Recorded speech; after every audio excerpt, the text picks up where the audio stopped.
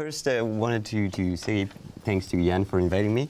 This is a very nice conference, and I'm very happy to hear all the stimulating papers. Now I should probably say that I'm a political scientist, even though I'm working on the intellectual history of European law, so which makes me a little bit in between, I think. But well, and now the PowerPoint is ready.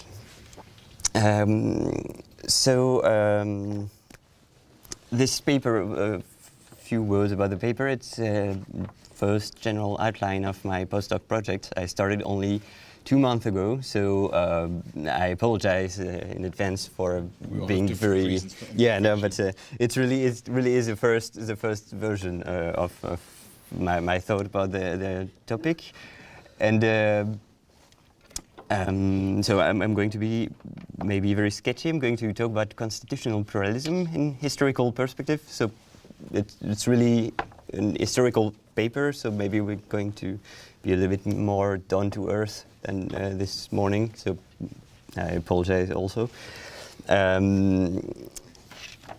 Okay, now first, for those, but I think most of you know what a constitutional pluralism means, but just in a few words, very bluntly, it is the idea, the theory that in the European context, that we can and we should, to some extent, think about the European legal situation without the idea of a supreme power, of a single source of power. So without a sovereign, to put it very, very shortly.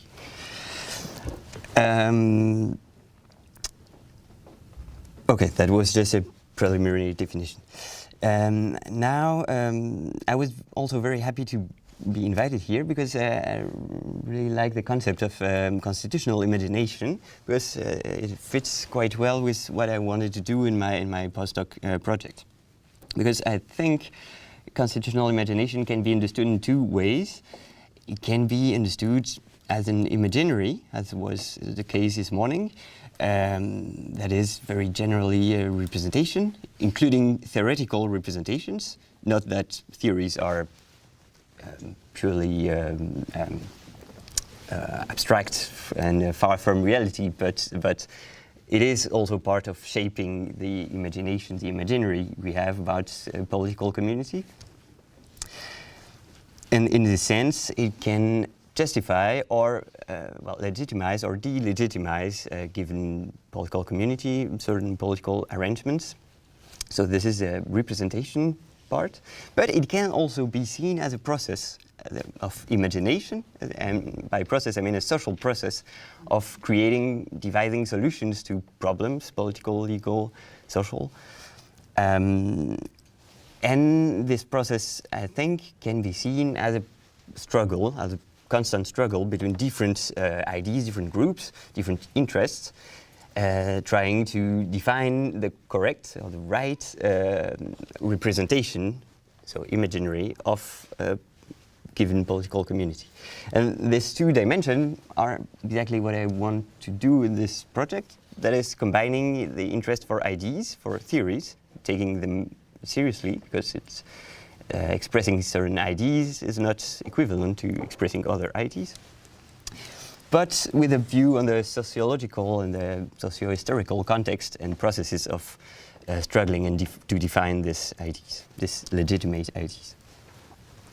Now, in the case of European integration and of the European constitutional imaginary, there have been a lot of works about that. Many works have highlighted how the constitutionalization, that's a horrible word for a French native speaker, has been developed. That is the idea that the European law is supreme and is standing above the national legal orders. This is a classic thesis, so I'm not saying much more about this. And more recently, also a lot of works in a more sociological perspective have developed, have analyzed the idea, the conditions of the construction of this representation, of this constitutionalization thesis. So I'm thinking about the work of Morten, of course, also Antoine Vaucher, that some of you might know. This is a sociology of European law with the idea of co-production, so with the idea that the constitutional representation of Europe is not only a political or a legal creation, but it also involved academics. And that's a part I'm interested in, the role of academia and of legal academia, legal theories, is a construction of this imaginary. Okay, but most of these works have been focused on the early history of European integration, from the 50s, sometimes even before, till the 80s, so to speak. Of course, it's a little bit schematic, but well, that's a general idea. My hypothesis in this paper and in my project in general is that we should also take into account what happened since the 90s. And I will rejoin on what Luc said this morning. I think it is important to underline the historical importance of the 89 or the 90s more generally. This is the first aim of this project, the paper. The second, maybe more theoretical aim is to analyze the conditions of change in the constitutional imagination of Europe. Because the main hypothesis is that since the 90s something has changed with the constitutional view of Europe. It was, to put it again very shortly, it was imagined as the supremacy of European law was connected to a political idea of federalization, of Europe becoming something federal, with European law becoming something like a federal constitutional law. It was not only a political view, it was also developed as an academic theory, as an academic discourse, explaining what was going on and somehow justifying, because it provided an explanation, a rational explanation, so a rationalization, justifying what was going on. So these are the two dimensions of the European constitutional imagination as I see it until the 80s. And as I said, I think that something changed and deeply changed since the 90s. And my aim is to study how this change happened and what were the implications for the European constitutional imaginary, focusing on what I see as the main innovation, which is constitutional pluralism, which is a discourse or a theory breaking, in my view, with what was said and thought before. In order to do that, in the paper, and it's just the first step, but I focus on the ideas and the career of the founding father of constitutional pluralism in Europe, at least, which is Neil MacCormick, the Scottish philosopher of law that some of you might know, who also was a European politician later in his career. He was elected as an MEP. And he was a member, an alternate member, but he was active in the convention for the future of Europe. Sorry? The Laeken Convention. Yeah, sorry. Okay, and he was the founding father of constitutional pluralism. He started with the famous article Beyond the Sovereign States in 1993, published in the Modern Law Review, and he developed his ideas in the decades that followed. I will focus on the very beginnings in the early 90s because he expressed a more radical version of, in his own terms, of constitutional pluralism. Then he came back to something maybe a little bit more traditional, but I think focusing on the radical version is a better way to get a sense of what happened at this time and what was his move in theoretical and political terms. So this is a general aim, and now I will just summarize some points of the paper very briefly. I skipped the first part of the paper. I expressed the construction of federalist academic discourse of constitutional Europe. And now the second part tries to understand how the innovation of constitutional pluralism was made possible in the context of the early 90s. Okay, perfect. Of course, you all know it was a period of the deep political and legal debate.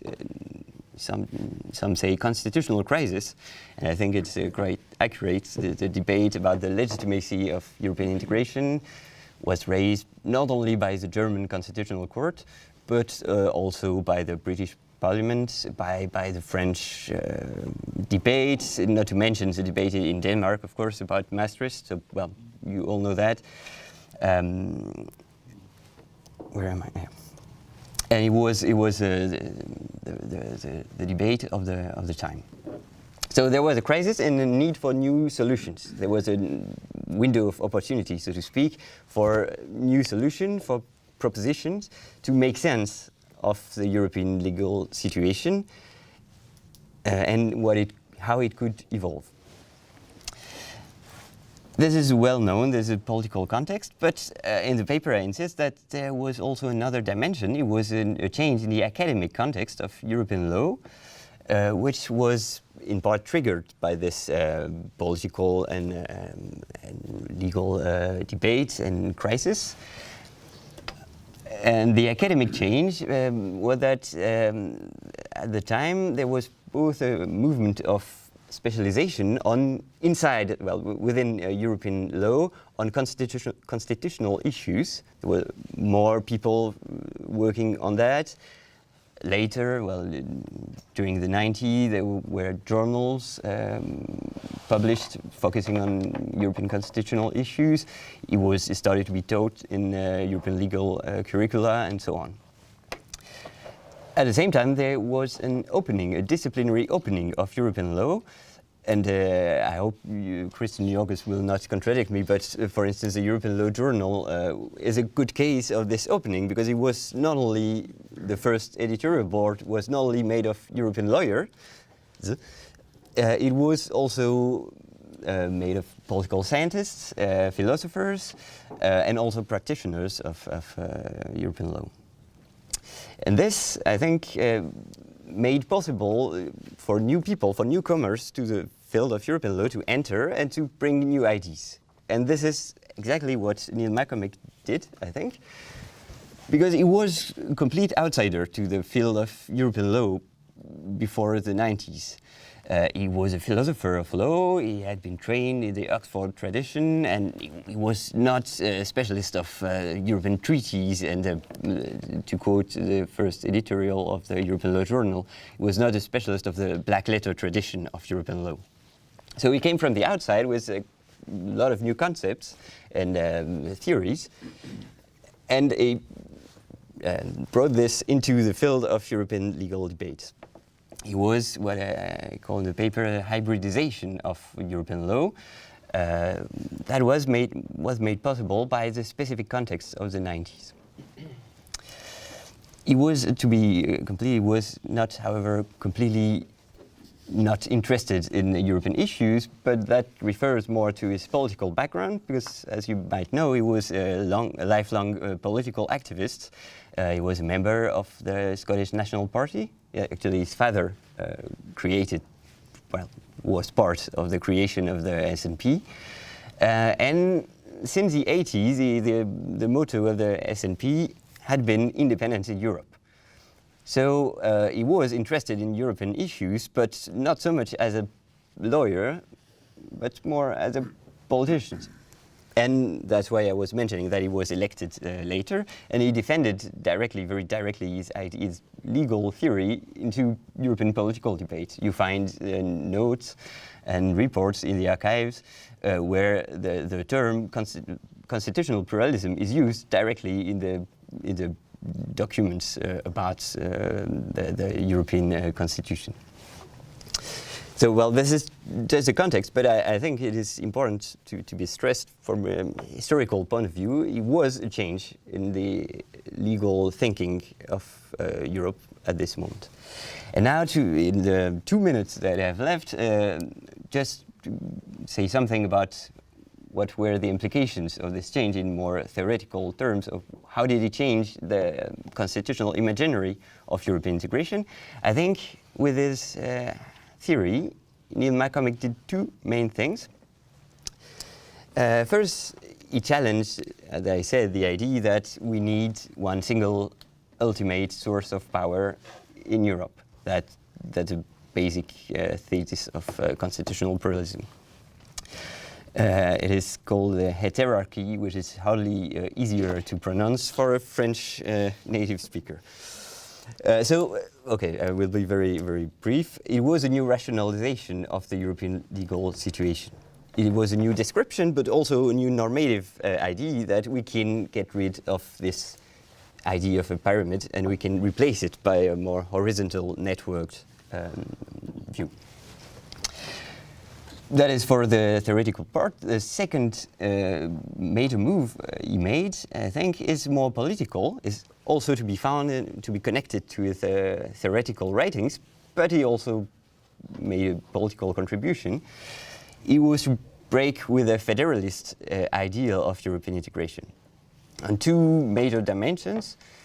First, as was implied by the first thesis, he didn't agree, he challenged the idea that we need a central supreme power like in a federation, but also he tried to rehabilitate nationalism in a liberal version, but he tried to defend the idea that we can combine Europe and nations and nationalism.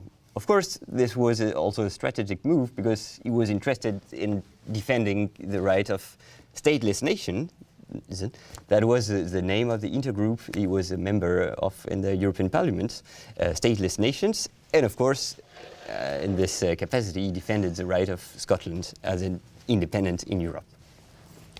So these are very, very basically the two major moves. I will stop. I just wanted to stress that is, I think that working deeper that I have been able to do in this paper on this, at both historical interests for the history of European law and European constitutional thinking, but also, as I try to suggest, it is interesting in more theoretical perspective as an innovation regarding the very old tradition of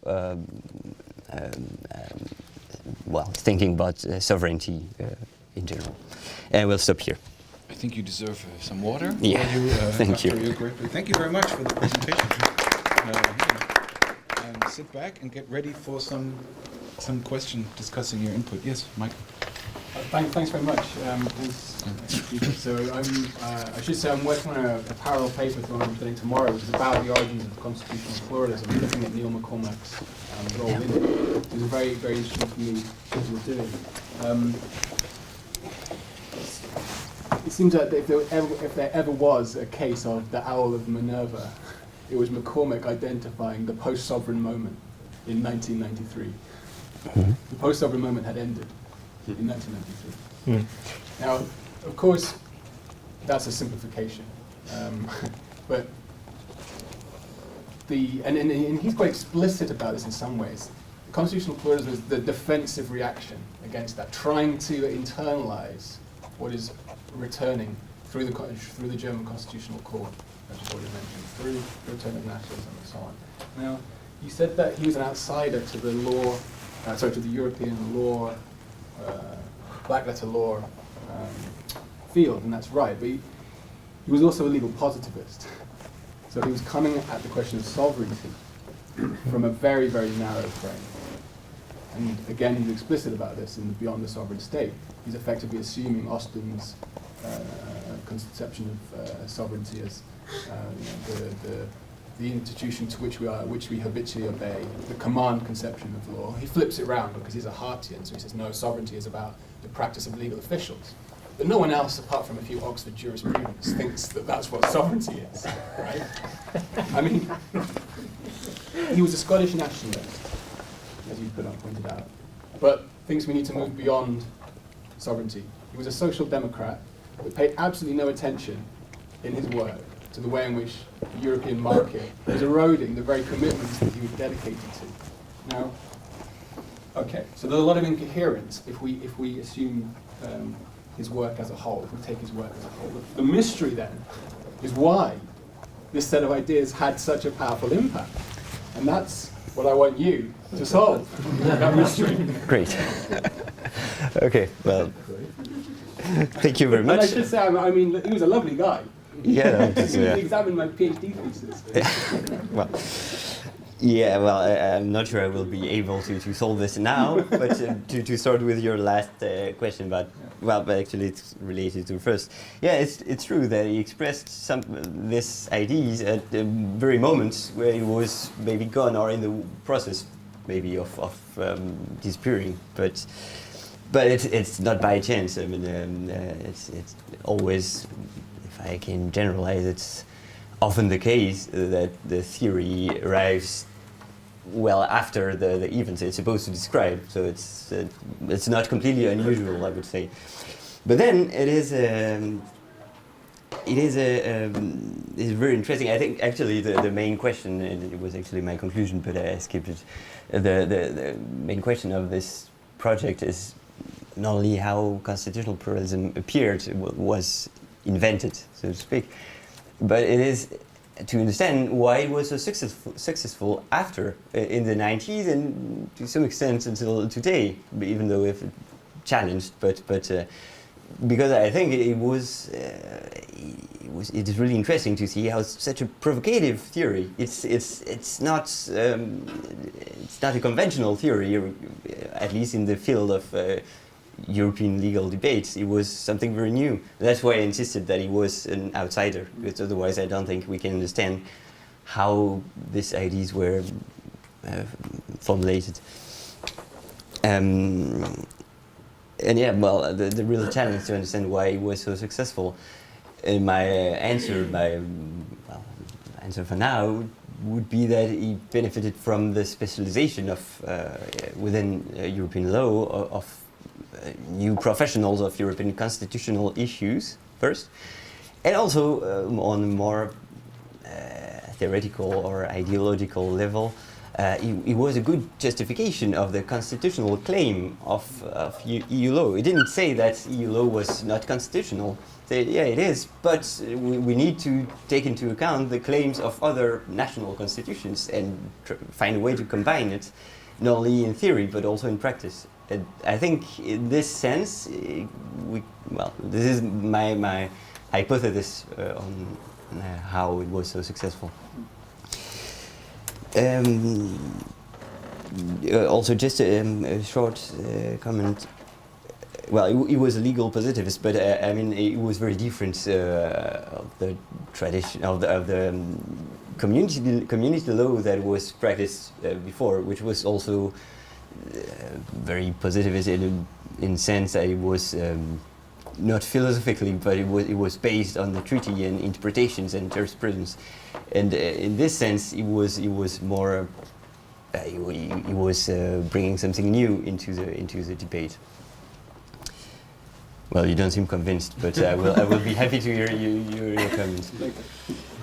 You want to get back for a minute or so, Michael? No, that's fine. No? So may I suggest then 2 in a row? Are you ready for 2 in a row? Yeah. Jan and then Augustine. Yeah, I think it nicely relates to what Michael said, and that's like really the question, because how the career of constitutional pluralism started with McCormick. It was a defense of the Maastricht judgment of the German Constitutional Court. He was essentially explaining it can be legally sound, and it even should be accepted by the Europeanists as a new conception of European constitutional law.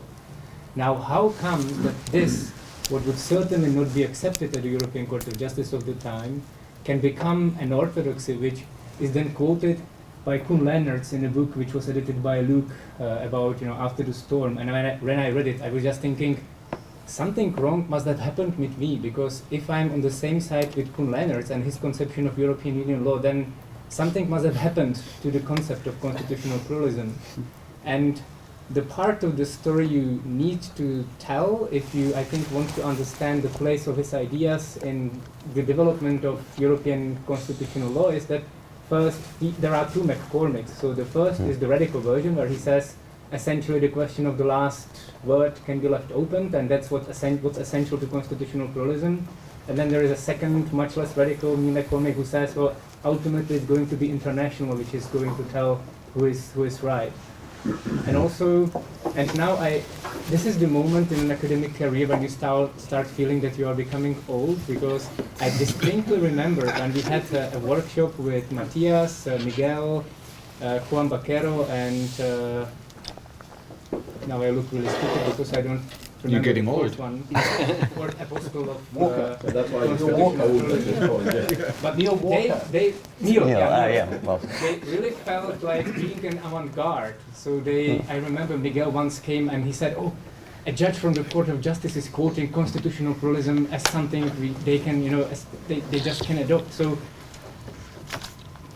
my comment, or I think what we also need to explore is there are now so many versions of constitutional pluralism, which is like, yeah, of course, there are so many versions of democracy or whatever. But what is, I think, interesting is to really look into those people who called themselves at the time as constitutional pluralists, like Miguel and Matthias, and they come to the concept from a very different side. So the original McCormick is a defense of the Maastricht judgment.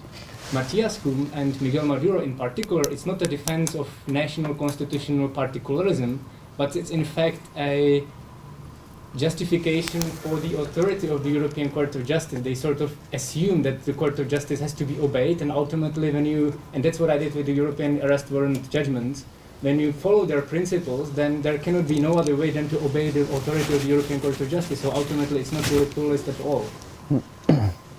yeah. Not sure it was a question, but... No, but it's a very useful comment. Okay, well, Just collect They to save say time. pluralism, Yes. they think monism, Right. yeah.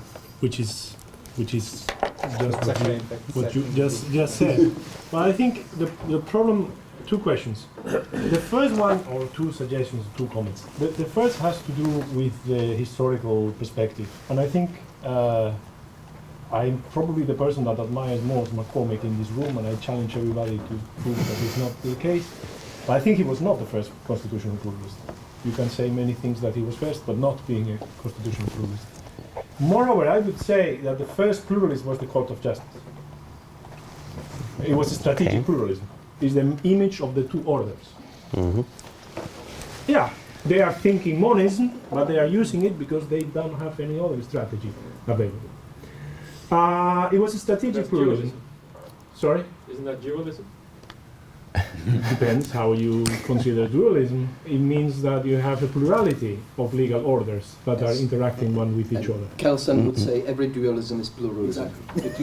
No, and Okay. the question here, seriously, the question here is that the interesting thing about Weiler, which I think comes before McCormick, in the sense as also theorizing and all this kind of stuff. Mm-hmm. And McCormick, interestingly, they are pluralistic, but they accept primacy, which I think this is something that you have to reconsider, how you handle the two. Because if you accept direct effect and primacy, there is one legal order, and there is no way out of that. Because at least the norm that is determining the effects that community norms have on national legal systems are part of the national legal system. There is no way out of that. So I think in general it would be very interesting to revisit constitutional pluralism and the whole history. The second question regarding McCormick himself that relates very much with Mike and the problems of that. Questioning sovereignty, page 155. Market subsidiarity and communal subsidiarity are as important to a democratic commonwealth as rational, legislative, and comprehensive subsidiarity. This is problematic as a social democrat, for the reasons that Mike was saying. He's not seeing the single market. But moreover, in terms of constitutional pluralism of a federal type, it does not see the problems that EU law has with diversity. Because by that time, the elements that Weiler was describing and that were introducing or protecting pluralism were off. They have been basically deleted. in the process from Cassis de Dijon to the Single European Act. Then the question, very much related to what Jan was saying, is how is it possible that this was not noticed also? Because the question is that we were not noticing it. We all in this room were at some point enthusiastic, even critically enthusiastic about these ideas. We engaged with them very seriously. Why? We didn't reach out. Well, We didn't reach out. I'm not sure I can answer this last question, but That's but, easy to uh, bounce back. He has to answer the question. or maybe people in this room, but no, okay. Well, thank you very much for both questions. As I said, just beginning with this project, so I'm happy to get some feedback. To start with Jan, yeah. Well, I of course I completely agree with the two McCormicks and with the idea that the uncertain state was a defense of the master's judgment, but it was not only a defense. It was saying, well, the German Constitutional Court is right, but it is wrong if this judgment means that it implies that the German people remains completely sovereign over its territory or remained completely in control. So he was just trying to find a third way, so to speak, between the two dominant views of European Union, and that law, and that's maybe why it was so successful, because it was proposing a new alternative. So I think, well, it relates to what I was saying. I think it was a new way of solving the problem, solving the dilemma. But as for the second McCormick, I agree, it was back to some kind of monism, or, well, it was not that pluralist at all. Now, which leads me to the question of Augustine. Well, okay, if I understand what you say, it was not the first. The court was pluralist before. Okay, but the